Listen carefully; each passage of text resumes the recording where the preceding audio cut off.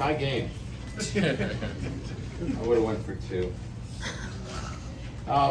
It was what we had hoped it to be, in the sense that, as you saw, we tried to do some situational work and some special teams that allowed us to shorten the format a little bit, because we, as you know, we're thin on the offensive line, and I told that second group in particular, Woodward and Bush that moved over from defense to offense, that we wouldn't have been able to have the kind of spring unless they, stepped in and moved their positions, and they got better for us. So it made for a really good spring opportunity for us today, because they were competitive, and it allowed us to get a lot of guys some work in a game-like format. So pleased with the outcome. First and foremost, we got out of it clean, no injuries, which is always important as you look at the overall impact of a game like this. And then we had some guys step up and make plays. Obviously the very first offensive possession with Lacey being very dynamic with the football in his hands adds to, a mix of receivers that, can be obviously very good for us in the SEC. I thought the quarterback was, Daniels, was very efficient, played very well. I thought Garrett Nussmeier equally as efficient, and at times doesn't have the same protection that Jaden does, and given those circumstances, you can make the case that he was equally, if not better, in some instances. So pleased with the quarterbacks, and again, defensively, guys were flashing. Obviously Perkins, Omar Spate was outstanding. He gives us the kind of production that we're looking for.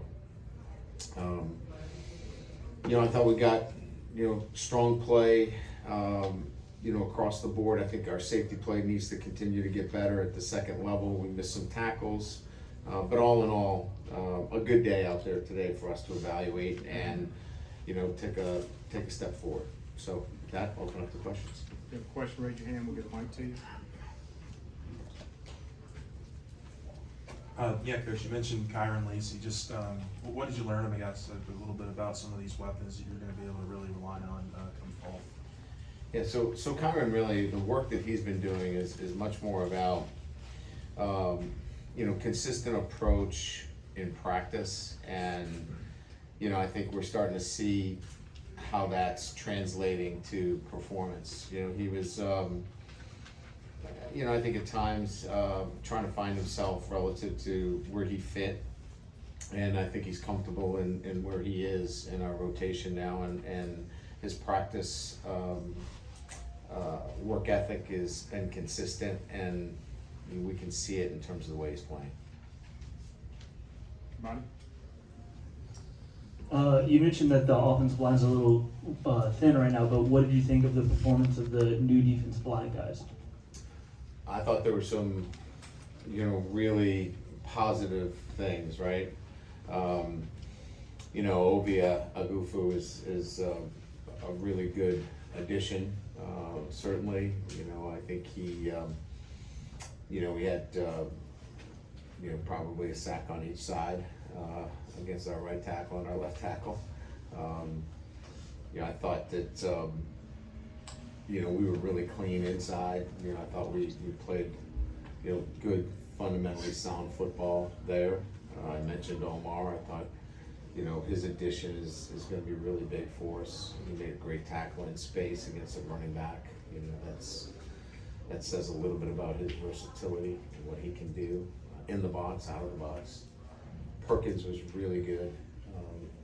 And, the plays that kind of stand out to me is we ran a counter, and he was able to slip the second puller and make a TFL play. And that requires training, and he's been really good picking those things up. So, I think all in all, you know, the development of Harold at the linebacker position, the addition of, you know, Obi in particular, Omar, those guys have been really big for us. And, you know, they were the holes, if you will, that we were looking to fill with more mature players. Coach Keller here in the front. Jaden's frame's gotten bigger now, he's up to 205. These numbers are pretty fantastic today, 10 of 11. There's a lot of time from April to September, and I'm sure there's gonna be a lot of hype surrounding going into next season. Is that warranted? Is this gonna be a major improvement from year one to year two with Jaden at quarterback? You know, we think he is committed to being the best quarterback in the country. We've seen that in his work ethic. I think he was on the verge of moving in that direction throughout last season. His play kind of dictated that until he got injured. And I think he's picked up where he left off last year.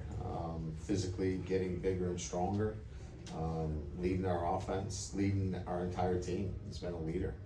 So I don't think there's any reason why not to think he would be, you know, the next version of that. And that means not only, you know, one of many good quarterbacks in the SEC, but one of the best quarterbacks in the country. Ed? Coach, physically you gotta be really good to win this league. Do you think, is it too premature to say after a year that you're there, or do you think you're close? Well, I think we're getting closer to that. I think, you know, clearly the area of concern for us is in depth. You know, we're not at 85 scholarship players yet. We're below that line. So, you know, 2 or 3 key injuries puts us in a very difficult position. We should be able in the SEC West to sustain some key injuries to key players. I don't believe we're at that point yet.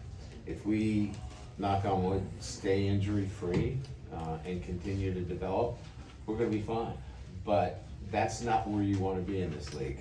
You have to, I think, go into a season and expect to lose some key players and still win this league. So I think that's probably our Achilles heel, if you will, is that we're still not at 85 scholarship players, and it's still gonna require us to keep this team injury-free. Wilson? Brian, just what do you make of all the new cornerbacks that you have this spring, where that competition stands right now as you go into the summer, what you saw out of them today?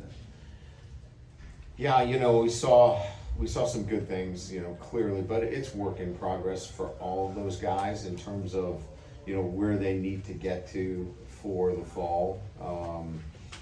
You know, JK and Denver and Alexander, all 3 of them are still, you know, in that process for us in terms of weight room, in terms of the defense itself, and just the consistency of doing it at a high level. They're not there yet. We believe they can get there. We saw glimpses of it today.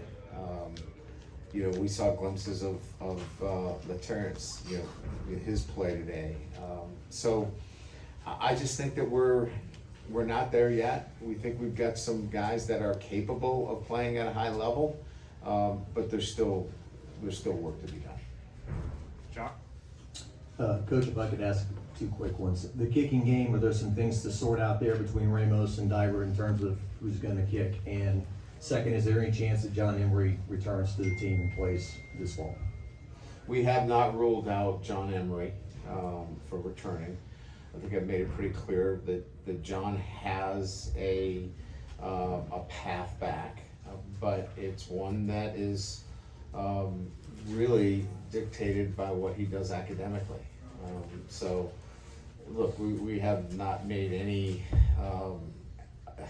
misleading statements. We love him, but we're putting academics first and foremost, and he's got to take care of that first. You know, as it relates to the kicking game, it's clearly not a position where we've decided on who the starting kicker is. I think Ramos and Diver are still competing, you know, for that kicking position. We saw today that, both of them had misses. So, we have to keep an open mind on it, and we still have to keep them competing. Kobe? Hey coach, with Mac Markway and Greg Penn, what are sort of their statuses, and with Obi Gofu, how's he sort of improved since the first time you had him? Both of those guys have hamstrings, and they're, look, I think that, could we have gotten away with Greg Penn out there today? Possibly, but, in where we're at and the progress that he's made, it didn't make much sense for us to bring him out there today. I think Mac is a little behind, he's probably 80%, so both of those guys will be fine. But they were real high hamstrings, they were probably grade 2s, so, we have to be a little bit more cautious with them. And the second question was? Ogofu, just Okay. process since you last had him. 20 pounds, 25 pounds, stronger, and just a lot more football. Like, he hadn't played a lot for me at Notre Dame, and he got more playing time at Texas. And then, he has physically developed himself. So you have a mature football player here that has been in, 2 really good systems, and now he comes here, and I think he's ready to break out. Glenn? Coach, what did you think of those, if you got to look at it, those rule changes from yesterday, shortening the game? Well, we worked on them all day today. We had the running clock. How'd we do? Very good. Yeah, so we were very intentional about it today. Yeah, so, look, I mean, I think that, we're talking about, the whole, this is not like, the changes in Major League Baseball, where you're gonna knock 30 minutes off a game. We're talking about the clock running after first downs. But if you really, look at it, I don't know that changes structurally the way you go about doing things, so, because they're stopping the clock, in the last 2, before the half in the game, that still is really where, all the strategy, takes place. If that clock was running in the last 2, believe me, there'd be a lot of work going on around here. So, I think it's good for the game. I think if it could speed up the game a little bit, I think that's great. It's when the clock starts running after incomplete passes that you'll have a lot of people worried about how that's gonna change the game. Why did you go for 2 at the end? Just to get some work on it. It had no merit to where it would be on the chart. We just wanted to get a 2-point play conversion in during the scrimmage. Coach, no red jersey for Ricky Collins today. Yes. What's the thought process behind that, and what did you see out of him? Just Young quarterbacks, we don't want to shut them down early. We want to let them keep playing. So it's always been my philosophy with the younger quarterbacks to let them keep playing instead of shutting the play down early, because they're still processing. And so if you let them play, it's in my opinion, it's allowed them to process the game a little bit better instead of shutting it down with a red jersey. Coach has time for 2 more. Chessa and then Cobb. Coach, what did you see from Noah Kane and Trey Holly today? Yeah, Noah is a lot. I think he might be the one guy that we might be sleeping on a little bit. We really see a different guy in terms of the way he moves, in and out of his breaks. He's a lot smoother. We felt like he was a bit choppy at times last year. We thought that he ran a little too high last year, but he's assignment correct. You can rely on him in pass protections. He's going to catch the ball. That's a pretty good guy to have on your team, and he's really worked hard on some of those physical things that sometimes, you think, well, that he is who he is. But I'm really proud of what his progress has shown to our own eyes, and that's a good thing. Trey Holly, love coaching him. He just, he's got a smile on his face. He loves to play the game. He brings a great energy every day, and I think he has